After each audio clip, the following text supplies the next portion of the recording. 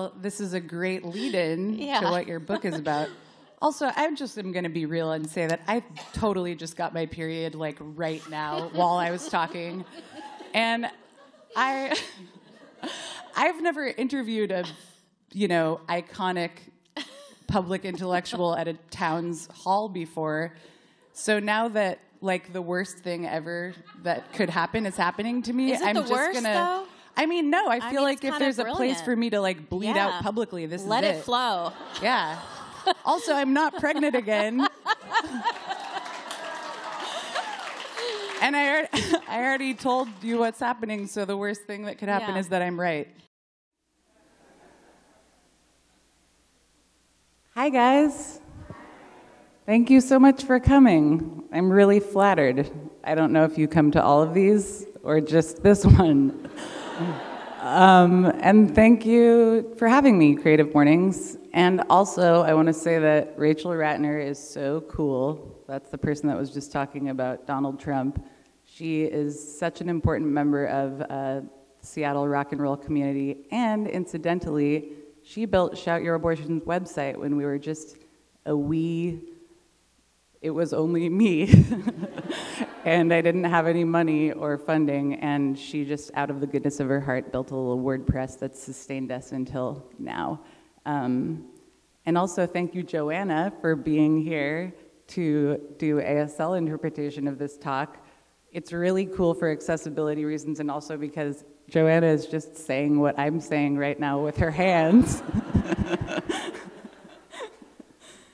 Anyway, so transparency is what I'm going to be talking about today, and I just showed you a video clip of an act of transparency. I think you know what happened. What happened is I was interviewing Andy Zeisler, the founder of Bitch Media, at Town Hall. I was very nervous. I had never done anything like that before. And I just had a realization while she was talking in the very beginning that my body was doing something very antisocial in front of a large group of people who I wanted to impress. And essentially, I was losing my ability to self-curate. And I was about to show all of these people something that I did not want them to see, which was my period. So I might seem like in that clip I was unfazed by just telling these 200 people that I was having my period, but I was not unfazed because I'm not a psychopath. But I realized I had a choice. I could sit here and do this hour-long interview, which was already nerve-wracking, with the knowledge that I was free bleeding all over my pants and also the chair that I was sitting on and maybe the most expensive shirt I've ever bought because it's long and it covers my butt, and then get through the whole thing and, leave the chair, also cover the potential period stain on the chair without anyone noticing, which would probably involve creating a diversion of some kind, exit the stage and move into the crowd without talking to anyone, and then just sort of like make my body flat against the wall and like shimmy along the wall like a sniper until I could get to the hallway where I could finally break into a run towards the bathroom as the hallway was filling with the people who had just exited the area in which I had been sitting on stage free bleeding onto the chair, and then run to the bathroom all while acting like nothing was wrong. And that's where I draw the line. So, that plan just seemed untenable to me. So as you can see, I just told everyone that I got my period onto my pants. So to just back up, why was I at Town Hall getting my period on my pants? Well, because I'm curious, how many people in this room have heard of Shout Your Abortion? Wow, that's so cool. I guess that's sort of rigged, though, because you're all here, so maybe that's why. So in September of 2015, I was just minding my own biz in grad school, getting a master's in clinical mental health counseling, and this was in the wake of all of those videos being released, which framed Planned Parenthood, the most trusted women's health organization in the country, as a diabolical black market for baby brain sales. And then there was just this insidious wave of legislation that was closing clinics all over the country. And states were attempting to defund Planned Parenthood. And I was so sick with sadness and this feeling of helplessness and anger. And on September, the day after the House of Representatives voted to defund Planned Parenthood, I went on Facebook and I wrote a status update that said, "Hi, I had an abortion a couple of years ago, and not only am I not ashamed, but it feels really clear to me that the people who are trying to take this right away from us legislatively are banking on silence from pro-choice women like me who have had abortions. And not only am I not sorry, but it was an incredibly positive experience, which left me with nothing but gratitude." Then I screenshotted it to my homegirl, Lindy West, who put it on Twitter with the hashtag #ShoutYourAbortion and her own abortion disclosure. Pretty much immediately, the hashtag became this conduit for people all over it really started in Seattle. Like, a ton of people I knew started talking about their abortion experiences on Facebook, and then it just like started seeping out, and within a couple of days it had gone totally viral. And I just never went back to school. It was dumb anyway, it's fine. And then I just started organizing the energy that was in Seattle and all over the country, and people were just so ready for this to happen. They were so ready to talk. And I started trying to organize and learn more about the movement. And then I got a $250,000 grant, and I started a nonprofit that is currently still a thing. That sounds like a lot of money, but you can totally give me more because that would help. But we are an organization that exists now, and we're creating spaces for people in digital life, in real life events, and in publishing, like zines and music and art and all sorts of ways for people to talk about abortion in a new way. So, like, as much as that status update was really off the cuff in the moment, it was a choice, just like it was a choice to tell everyone that I was free bleeding at town hall.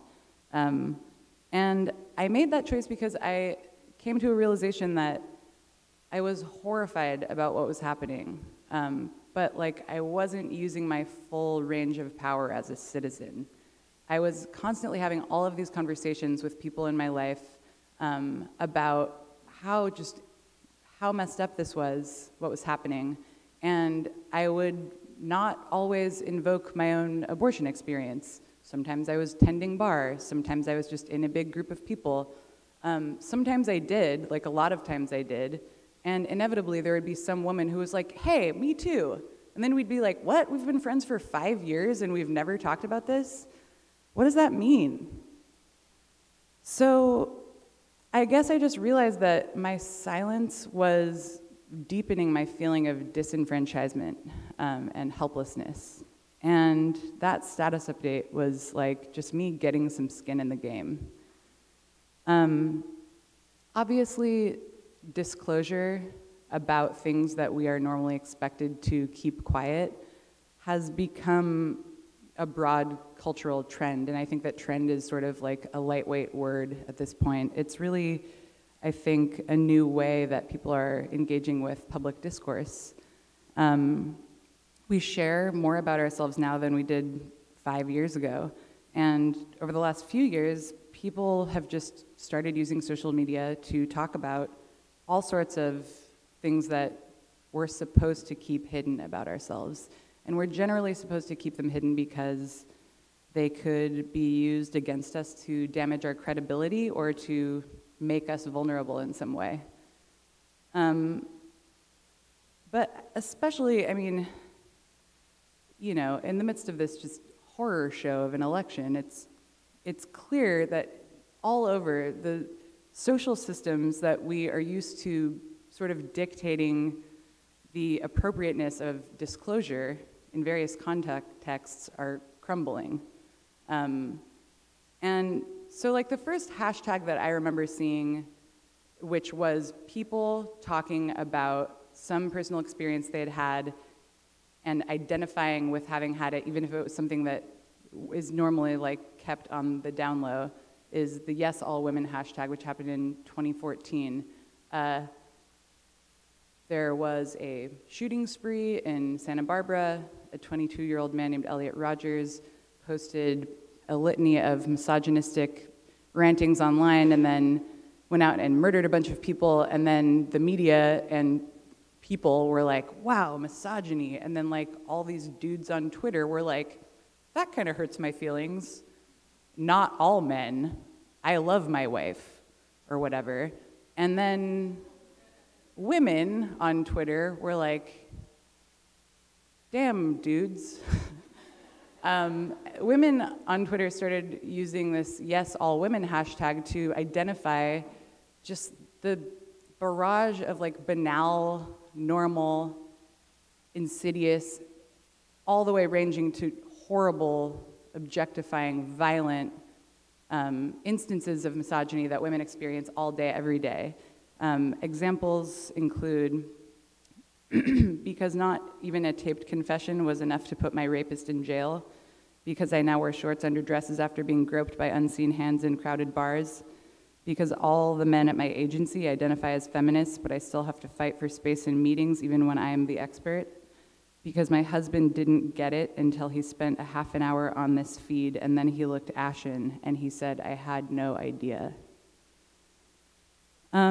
Since then, I mean, we've just watched as countless similar hashtags have sprung up and trended and whatever. Some have become organizations like SYA did afterwards.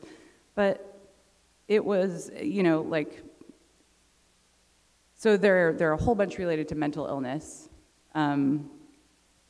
Recently, Kid Cudi checked himself into rehab for depression, and You Okay Man, question mark, started trending, and it was being used by black men to talk about struggles with mental illness and the ways in which mental illness had been specifically, you know, suppressed and silenced and stigmatized within black communities. That was really interesting to me. There are plenty of, I have an eating disorder hashtags, I have attempted suicide hashtags, I have an addiction hashtags, you name it. One of my favorite byproducts of Shout Your Abortion is the Shout Your Status hashtag, which is people talking about their STI statuses. And I like totally kind of called it before it happened because people just kept being like, yeah, I have an abortion and I have herpes. And I was just like, that's all within the bounds of normal stuff that happens when you have sex. And cool for telling me that. Like, imagine if people spoke about that honestly, how much less fucked up people would feel about having herpes.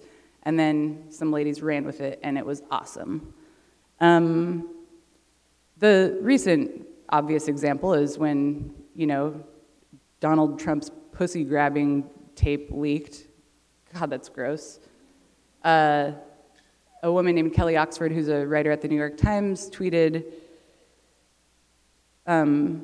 tweet me your first assaults. I'll go first. Old man on city bus grabs me by my pussy and smiles at me. I'm 12. Over the next couple of weeks, Kelly received 8 million responses. And of course, we cannot talk about the way that hashtags have changed the face of activism without talking about Black Lives Matter, which has really just changed the entire existential landscape of race relations in this country, and which sprung from 3 women, Patrisse Cullors, who's in town right now, and someone asked me about that in the Q&A, if you remember, because I want to plug her show because she's the shit. And I got to eat breakfast with her the other day, and it was one of the coolest things of my whole life. Anyway, Patrisse, Alicia Garza, and Opal Tometi, and they started Black Lives Matter as a way to talk about the ways in which their lives had been impacted by white supremacy and specifically state-sanctioned violence against black people in America. And it's obviously subsequently go on to become much more, but it was this same thing, people using social media to talk about something that was deeply damaging to them, and getting some skin in the game, saying, even white people saying, I'm going to identify myself as a white person who feels like this country has a really fucked up problem with white supremacy. So for the purposes of this conversation, I think that we can define transparency as defining your own set of boundaries in terms of personal disclosure, as opposed to conforming your self-presentation to fit within the mold of what has been deemed appropriate for you to share. And this often means deciding to share things about yourself and your experiences that might make other people uncomfortable.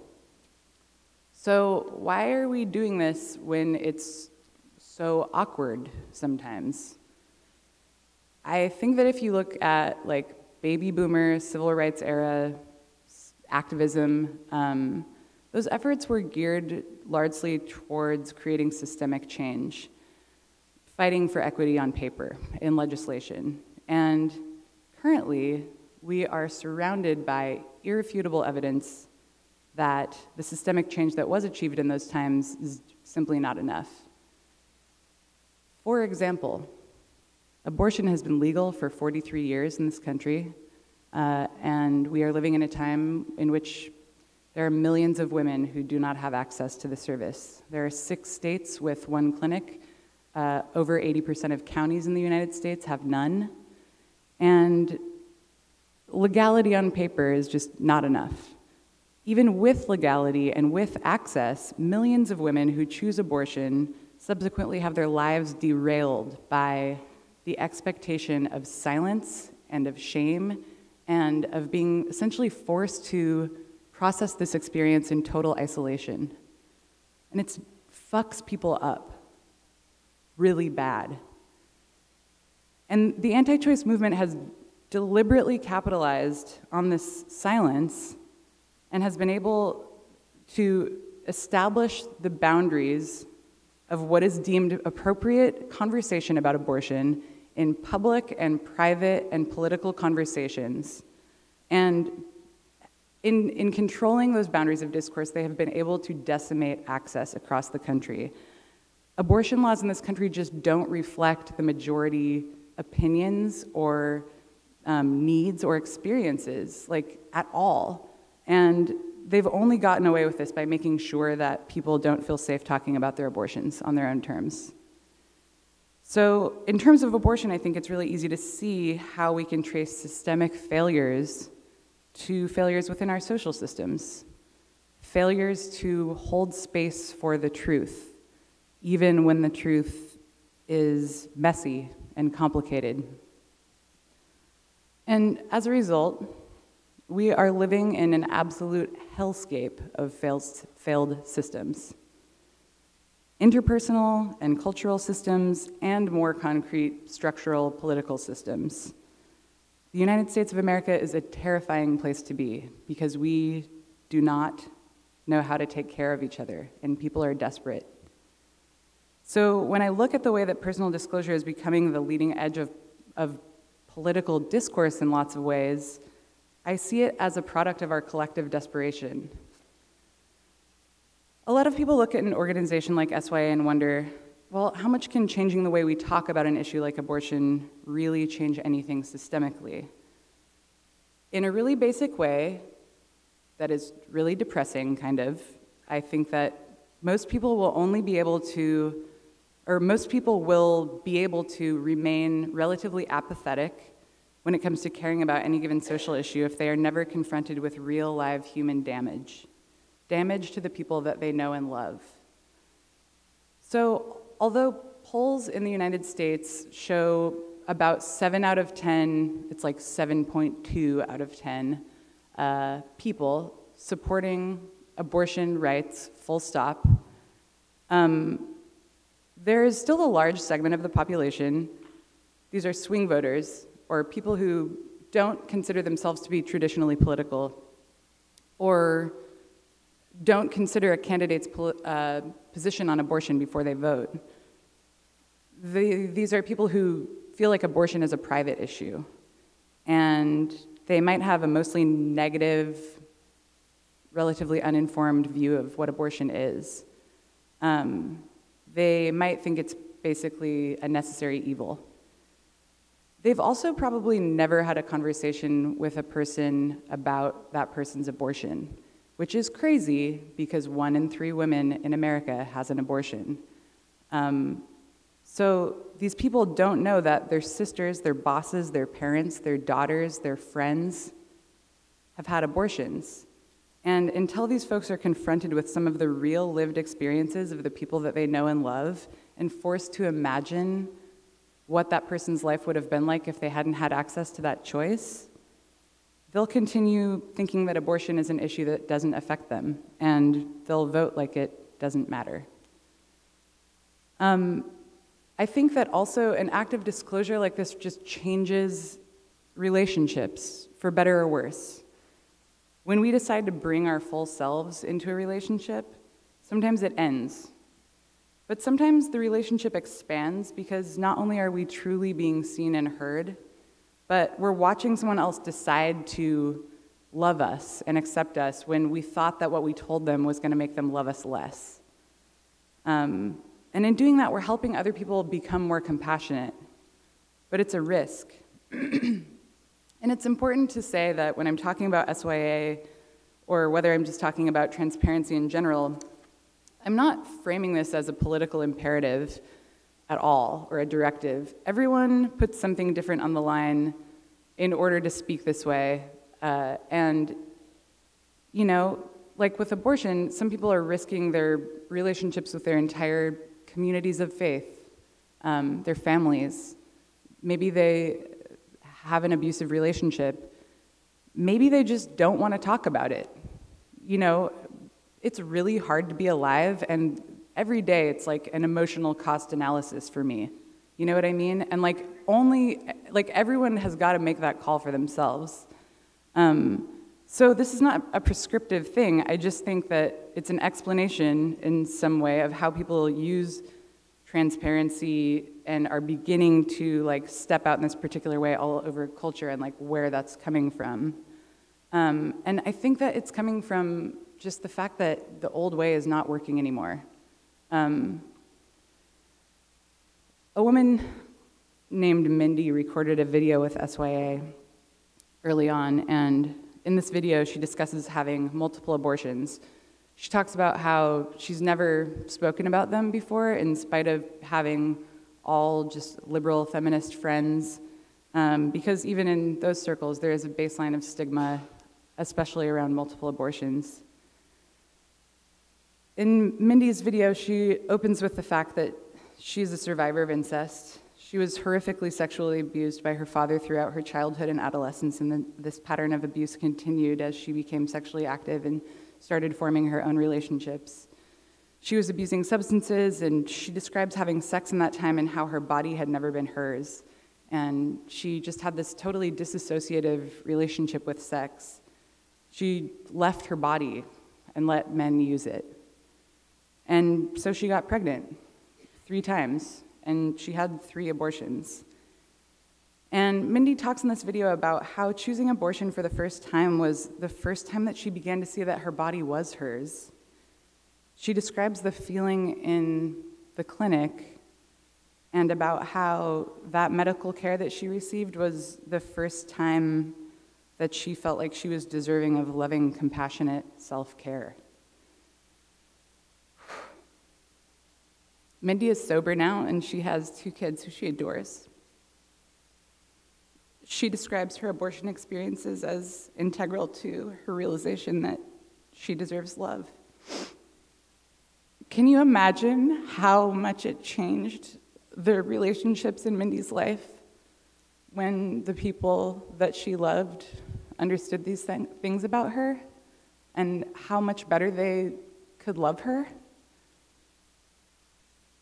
I mean, can you imagine what it would be like if you already loved a person and then you heard that story? The ways it might force you to expand your own sense of compassion and break down judgment in places where you didn't even know it existed? So, lastly, I want to say, for me, transparency is often a form of resistance to respectability politics. The people who fuck with me for having an abortion and talking about it in a way that they've decided is gauche would fuck with me no matter what, because they don't respect women. And also, you know, the way that SYA started was crazy, and it felt really scary. Actually, fuck that, it actually didn't feel scary to like lean into this insane melee of media coverage and, you know, put myself out there. And it didn't feel scary because this movement is built on the premise that we will all be more powerful as individuals if we are allowed to bring the full range of ourselves and our experiences into these conversations. So because of this, I was allowed to be totally genuine and flawed and damaged and not an expert and not polished. And still the only authority on my own life and my own experiences. I refuse to make myself a tidy, palatable spokesperson for abortion rights in order to placate the people all over the left as well, and obviously the right, who are going to try to discredit me if I don't hide the parts of myself that I am supposed to. And playing into that bullshit is an insult to the women who can never be respected by those people, no matter how much they contort their own self-presentation, because they're black, or they're queer, or they're poor. And so fuck that game. I don't want to play it, and I won't. And you know what, like, as SYA was happening, I was granted entry into various cultural systems because of who I am. They were ready to put me on the news and hear me out. But that game is so rigged. And I just don't want to play it out of respect for all of the people who will never even be asked to play. And also because even if I played it perfectly, I could never win. Look at Cecile Richards. She is impeccably graceful and brilliant. She comes from a beloved political family. She looks like she stepped out of a Prada for J. Crew lookbook. And she just like has never fucked up. And she still stood on the Senate floor while like droves of sputtering red-faced goons screamed over the top of her and accused her of being the leader of a diabolical, like, baby brain factory. So, fuck it. I'm going all in, and I refuse to apologize for the person that I am. I am damaged. I am complex. I am resilient. I'm a product of my environment, and this place is a minefield. I've been sexually assaulted, and I've been damaged by consensual sex and relationships with men in ways that I'm only just learning to untangle. I'm 31 years old, and it's only recently occurred to me that I should stop shoplifting. I have forgotten to vote in many important primary elections. I'm depressed and anxious a lot of the time. I don't really know how to sleep. And I don't really think that everything's going to be okay. I'm a really good person. I have a lot of integrity. I'm really smart.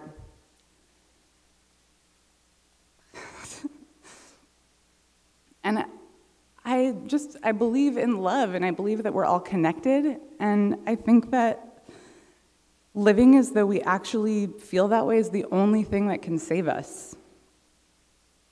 And I think that a great way to force the evolution of collective compassion is to actually be ourselves.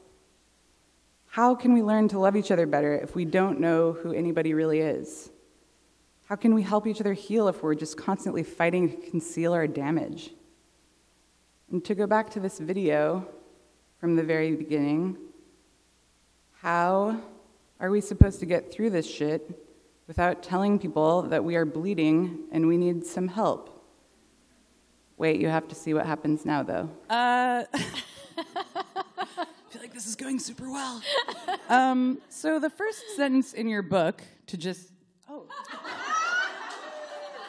Look at just feminism, so much support. And it's so discreet. Like, you wouldn't know it was a maxi pad. I mean, yeah. So, I mean, if you're going to use it, I think the jig will be up. But what if I just, like, JIC? I mean, the chair's red, but, like, there's no need to push it. Anyway, getting back to the first sentence in your book, which is that you did Thank you.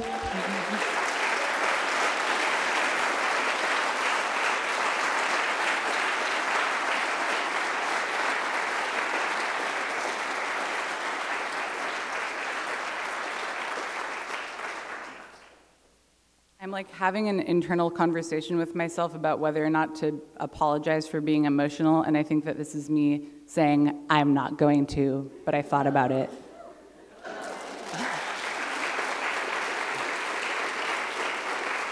What happens now?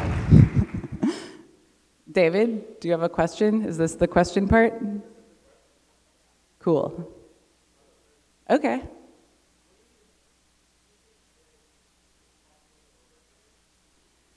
Yeah, so that was definitely something I thought about. I mean, certainly, of course. That was definitely something I thought about addressing. One example that comes to mind, and like this is like a total can of worms, but is Lena Dunham. I think that, bye wimps, have so much fun at the rock show. I'll see you there. So I think that the way that Lena Dunham shares stuff about herself is off-putting to people because it comes across as compulsive and narcissistic and not... she doesn't care if you want to know, and she doesn't necessarily... it's just it's coming from a really insular place. And it just feels like blah... So yeah, of course it's possible to overshare. I mean, and I'm sure that many people in this room felt uncomfortable at times with some of the things that I was saying. So I think that everyone's boundaries are different in terms of like what's going to make them be like, ugh, and also what they want to share about themselves, you know? There's also the thing where it's like, yeah, okay, it's just, like I said, it's this cost analysis thing. It's like, well, I'm going to go in today and tell my boss that, you know, I've just been eating a lot of pills lately and I'm not doing super well. Well, now your boss knows that you're kind of a drug addict, so you have to, like, navigate that situation. So you've got to be strategic.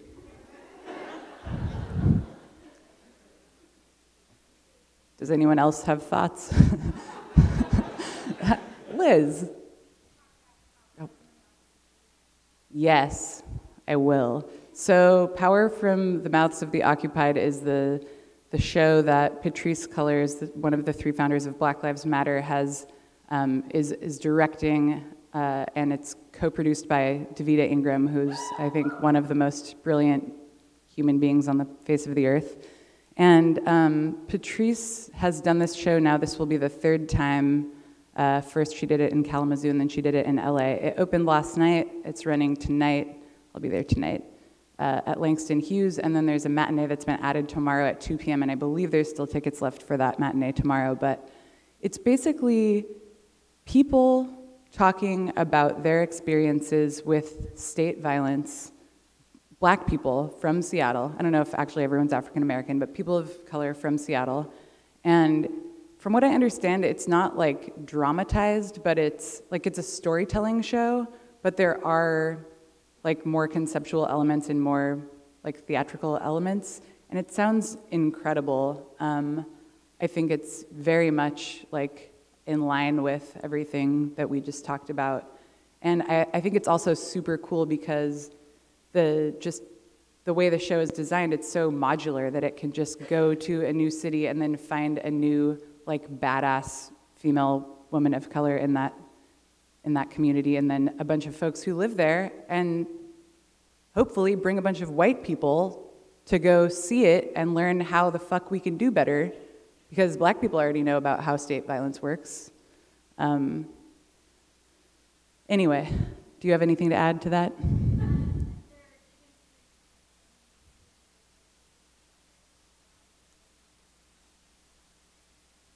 Awesome, that is wonderful.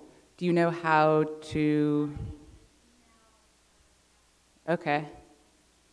Wow, that's amazing. So they're giving away free tickets to the show to people who are living in shelters and or their children. Yeah, I bet you could like call the Intiman box office or something to find out more. I don't want to choose.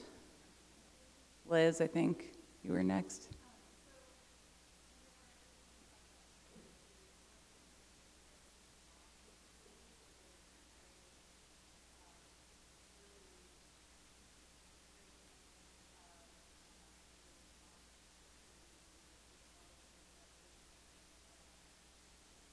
Mm-hmm.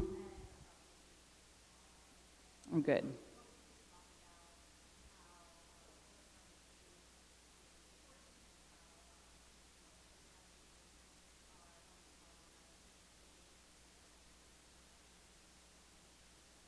Yeah, totally. That's a great question. Liz just brought up that we had this big event on September 10th at Washington Hall, and it was part of this nationwide series of events. We got a grant to do it, and the lineup was just killer. It was Pramila Jayapal, Joma Luo, Hollis Wongware, Lindy West, Taco Cat, Do Normal. It was really incredible. And when I was deciding what to name it, I was like, I'm gonna name it the Stomp the Patriarchy's Balls. And I'm a person who's very aware of the danger with conflating gender and genitalia in any conversation, especially amongst the woke. But I thought it was funny. And I thought it was funny because in my mind, I was like, nobody's going to think I'm talking about trans people with balls when I want to stomp on them. We're all on the level here that the patriarchy is mostly perpetrated by people that are cisgendered white men with balls. So we're all operating from that assumption, let's do this. And then someone in the Facebook event was like, I don't like this.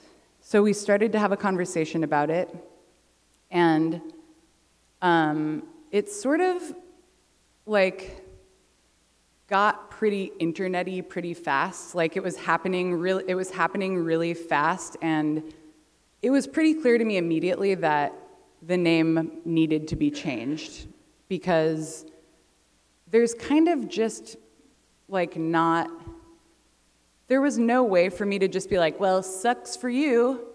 We're about, inclusion and all of that shit, but my joke's funny, so fuck off. Like, trans people weren't feeling it, and I learned in those conversations.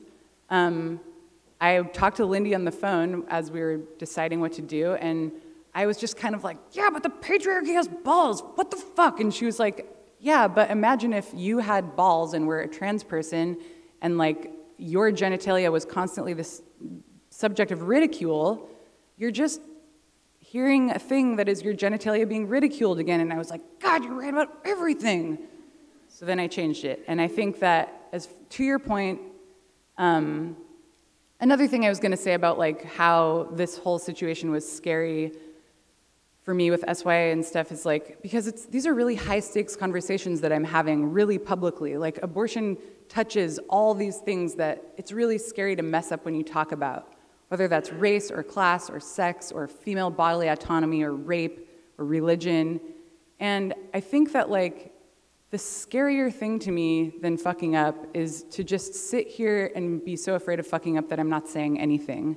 And I'm really good at apologizing, and everyone should be, because we're all idiots all the time. And especially like with regards to just like the rapid evolution of language and the way that we talk about issues, you know, like that stuff is rapidly evolving, and you aren't going to always look back at something you said 3 months ago and still feel cool about it. So just like own up to it and then try to correct yourself.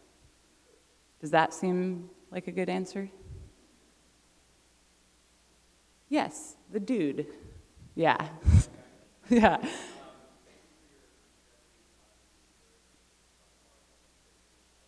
Oh, that's so nice. Oh, I would love for you to cry. I'm gonna hug you later.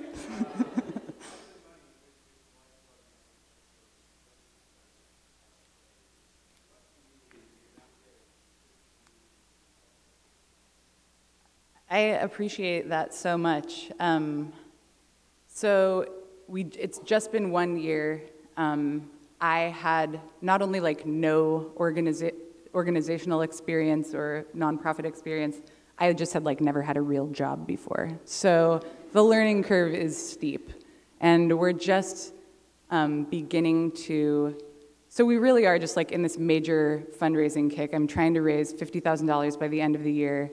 And that will allow me to hire like a co-director who is a non-cis dude who is helping me do all sorts of strategic planning for the next year and is working full time. And I'm sort of working more on the editorial side and like the creative side, and they're working on the strategic planning and things of that nature.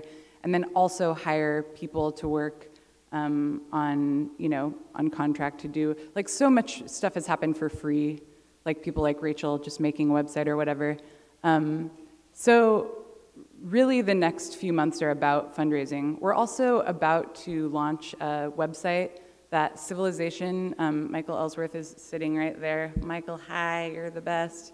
Civilization is what do you guys call yourselves, in branding agency, design studio, and they have made us this incredible website, which I have been severely lollygagging in loading the content into the back end. Sorry, Joanna. Because it's boring and hard and I procrastinate and whatever. But anyway, that's almost done, and then we'll show that to everyone, and it's this really brilliant way that digitally represents like all of the ways that people have participated and engaged with SYA, because it's everything from graffiti to tattoos to people making zines to doing radio shows to abortion dresses to like, it's just all of these different forms of expression. But this website just like makes it feel like a movement and really aggregates it in this just like visually, it makes so much sense and it's rad. As far as like what I need from people, man, we honestly just need money. Like I feel so set to go like as soon as I have some of that. So I really appreciate that, and I appreciate you asking, but I wish I could have a cooler answer, like, I just want somebody to make some brownies for a bake sale. But yeah, just money. Yes.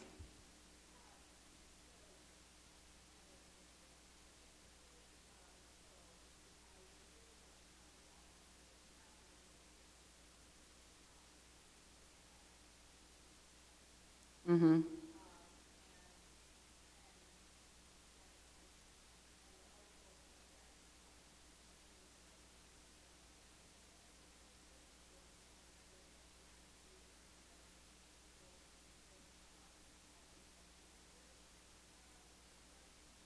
Mm-hmm.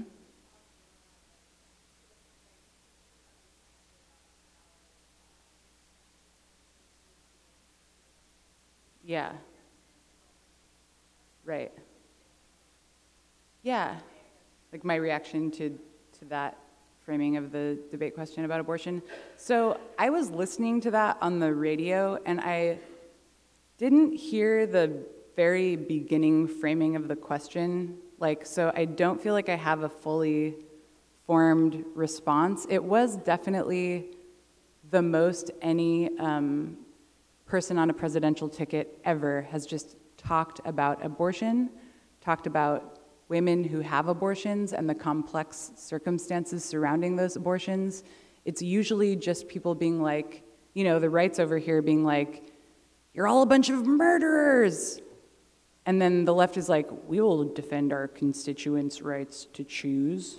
And it's just like, well, you just didn't say anything about abortions.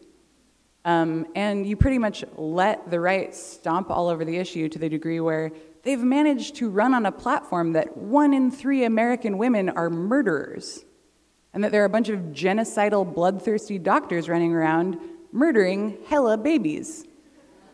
That's crazy. So I was really glad that she talked about it outside of abstraction.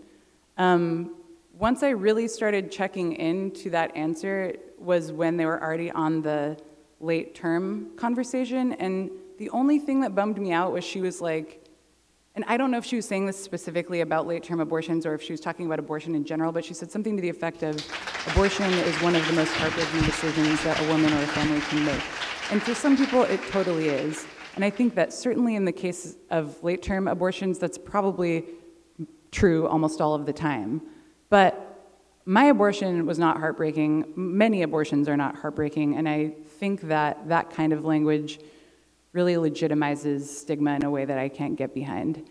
That said, I am with her so hard that I just can't wait to color in that bubble.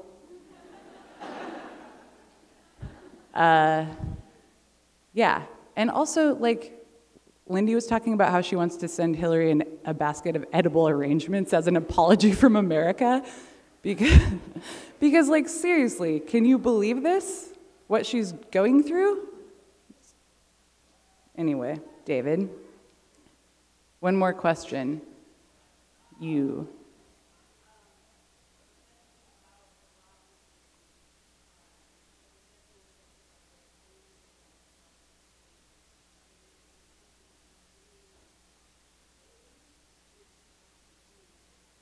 Yeah, totally. Ugh.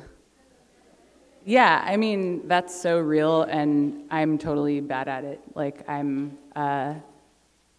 think that before even this started, like, I worked at the crisis clinic. I was in school to be a therapist. I'm generally, like, a person who lives in I'm, like, interested in intensity, you know?